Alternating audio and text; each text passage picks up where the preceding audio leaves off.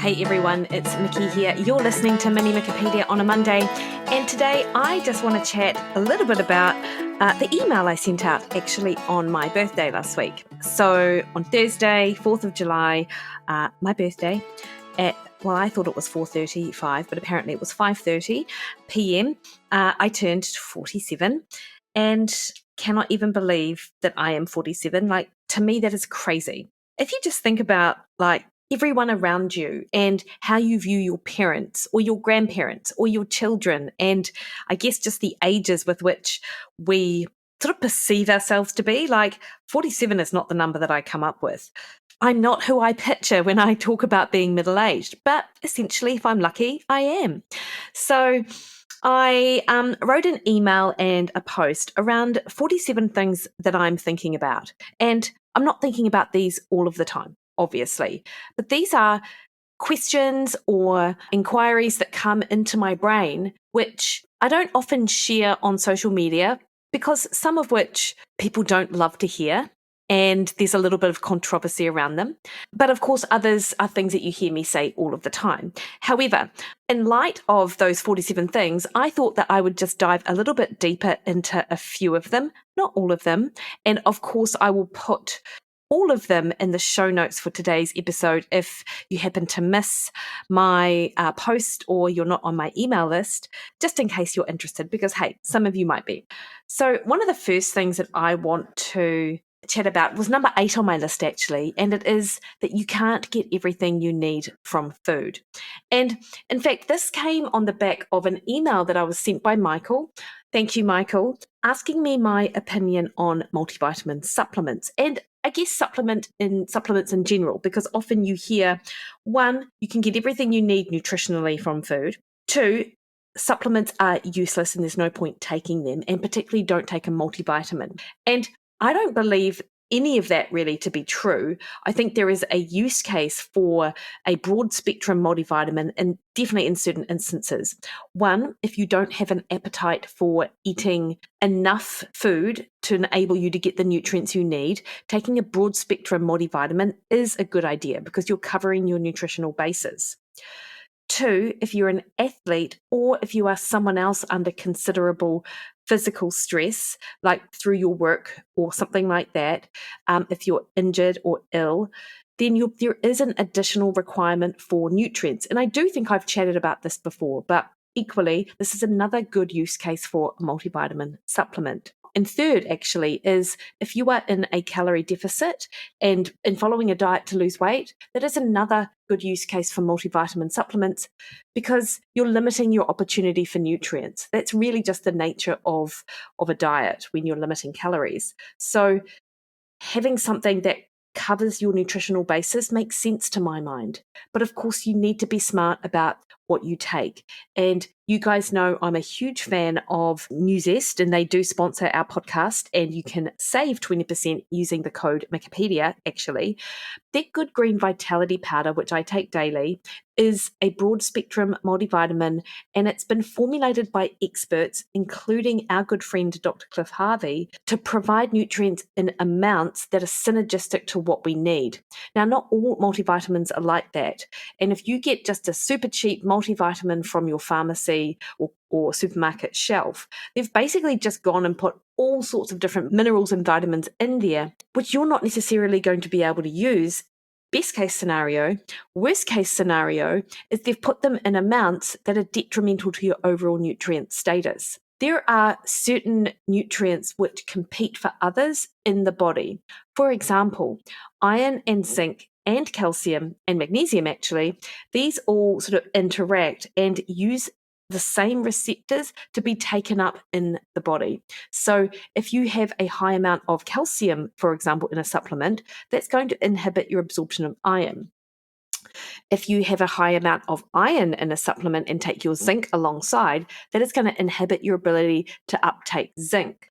So you do have to be mindful of these nuances when you're considering a multivitamin supplement. So whenever you see a report saying multivitamin supplements are useless, I mean, 1, just always take something like that with a grain of salt, particularly if it's reported on the news.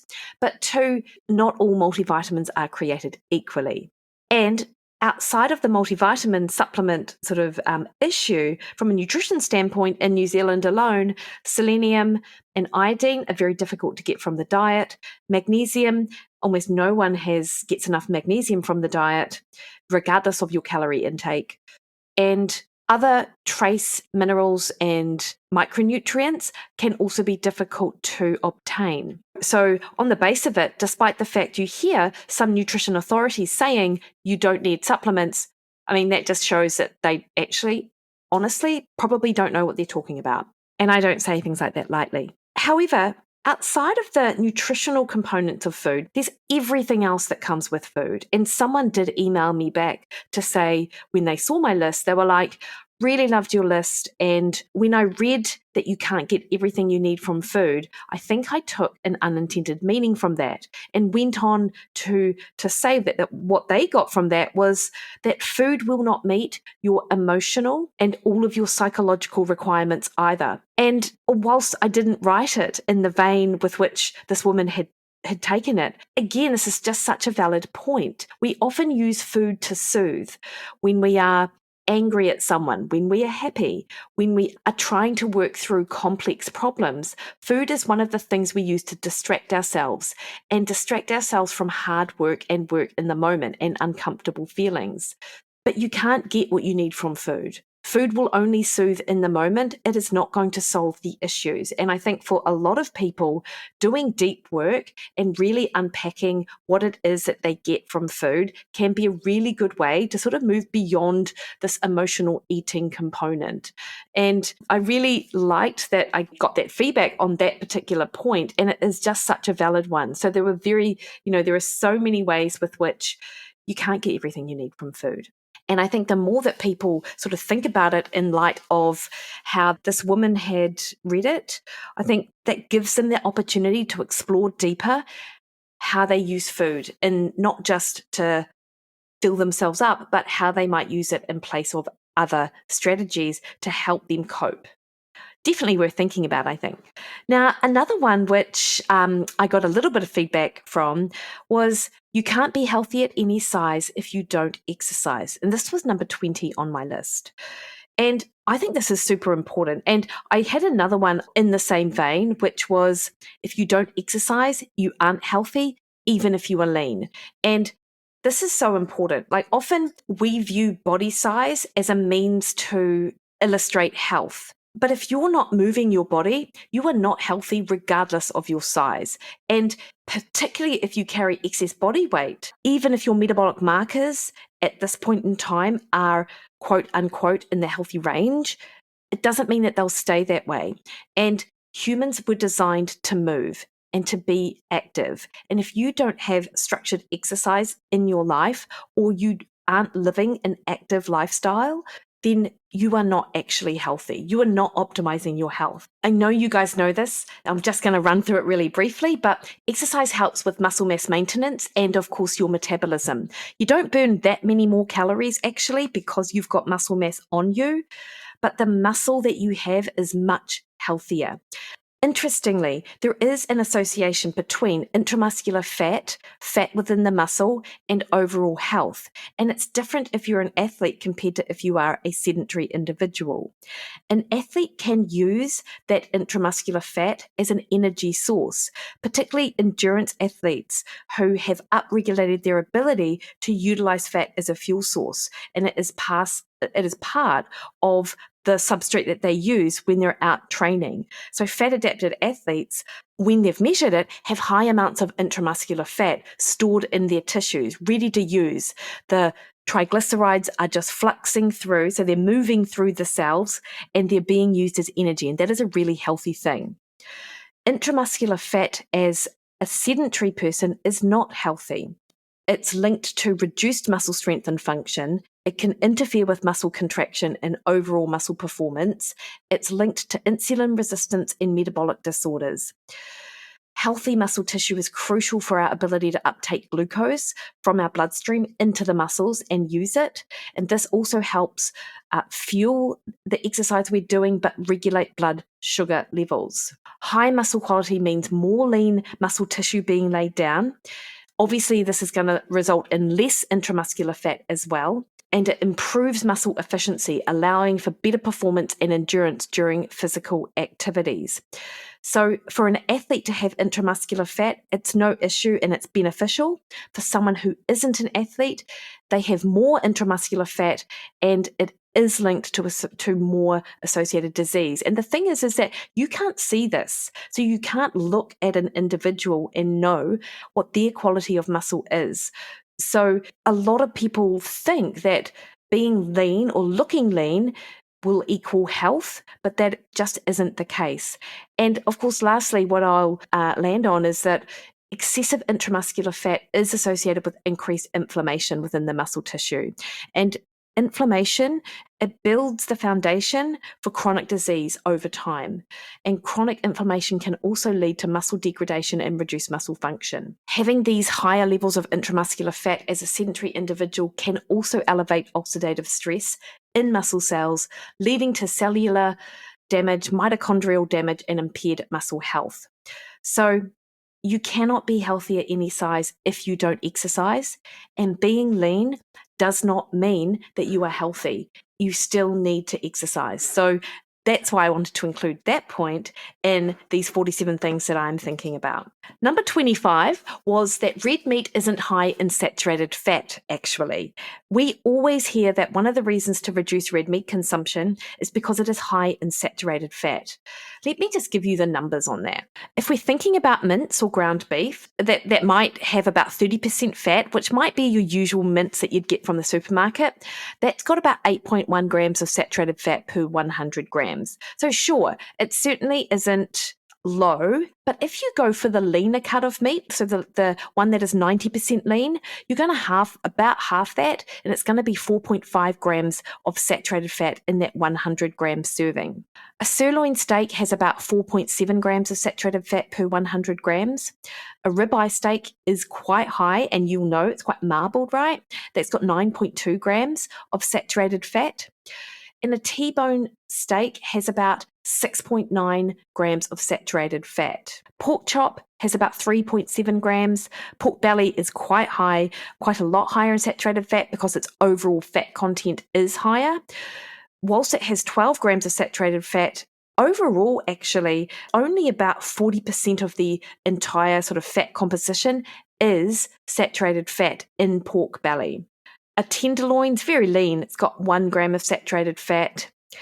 The other place where we find quite a bit of saturated fat comparative to, say, chicken would be lamb. So you get 8.4 grams in a lamb chop, you get 6.9 grams per 100 gram in a lamb leg, and you get about 9 grams in lamb mince or ground lamb.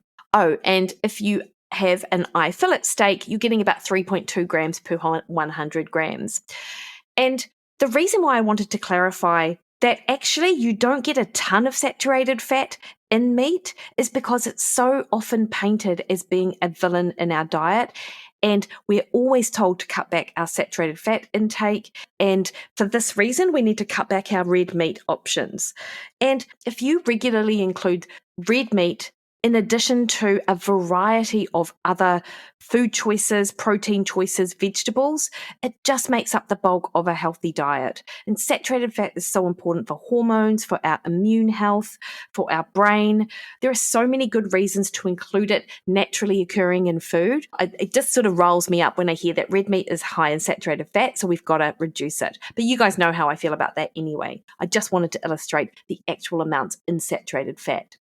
And then in addition to that, we also hear that processed food is high in saturated fat. Well, processed food isn't high in saturated fat actually, for the very reason that saturated fat choices in the diet are actually quite expensive compared to the cheaper industrial seed oils. So the most common oils used in processed foods are soybean oil, which contains polyunsaturated fats, palm oil, which is half saturated fat, half poly and monounsaturated fat. We've got canola oil, which is largely monounsaturated fat. It's got a very small amount of saturated fat in there. Corn oil, which is polyunsaturated fats, including omega-6 fatty acids. Cottonseed oil is another really common oil used in processed food. And of the 14 grams of total fat, it might have 3.5 grams of fat per serve of saturated fat. So very little of that comes from saturated fat. And then you've got palm kernel oil, which is very similar to palm oil actually. And that does have a higher percentage of its calories coming from saturated fat. It's got 11 grams of the 14 grams of fat come from that saturated fat. And obviously these are going to vary according to different brands. But I just wanted to highlight that the majority of the fats that you find in highly processed food are not saturated. It is not saturated fat that is causing the issues when it comes to highly processed food. It is the combination of the fat, regardless of type actually, but not saturated, the sugar and the salt and the flavors and additives that are created to hijack our brain that make us eat more of that food and then have the potential to overeat, because our brain thinks that it is filled with nutrients because they're designed to sort of mimic nature, but in fact, it does nothing and it's just empty calories. So that is another one that I wanted to include that I have been thinking about of late. And that is numbers 25 and 26 on my list of 47. And finally, I do just want to end on number 28, which is that you do not need to be entertained by every single meal. Regardless of your dietary goals, we know that if every meal that you put together has a real hedonistic value that makes you want to keep eating it, it can be difficult to moderate your portion size. So for that reason, it is actually a really good idea to get used to and get comfortable with having meals that really just provide you with the protein and the fiber and the fats that you need with an appropriate amount of carbohydrate, and don't look for every single meal to be some sort of amazing textural sensory experience, because that hedonistic value can lead you to overeat. Now, it doesn't mean that you can't enjoy what you eat, and I enjoy most of my meals that I have, but if I'm not going to enjoy a meal as much, that's okay, because I'm going to eat again at the next meal. So there's another opportunity to have something else that I'm going to enjoy more. And I think so often, again, this comes back to almost my first point of you can't get everything you need from food. Like, food is fuel, and absolutely we should enjoy it, but don't put it on a pedestal and make it more than what it is. Just eat it and then move on. All right, team. Well, that's probably, I could explain all of these, and hey, maybe I will in time, but that's just a snippet of my list, which I will pop in the show notes. And just FYI, I have a sale on for my birthday where you can save 47% on my fat loss plans, my athlete plan, my Be More Awesome Just Real Food plan, and you can purchase them in either 12 weeks or 12 months options. And you can save 47% by the end of today, Monday, if you're listening on a Monday. So pretty good deal. I run this sale twice a year, so absolutely make the most of it. Hit me up if you've got any questions. You can find me over on Facebook at Mikki Williden Nutrition, Instagram at Mikki Williden. That's where I am on Twitter and Threads as well. Or head to my website, mikkiwilliden.com, and click on the meal plans and save yourself 47%. All right, team, you have the best week. See you later.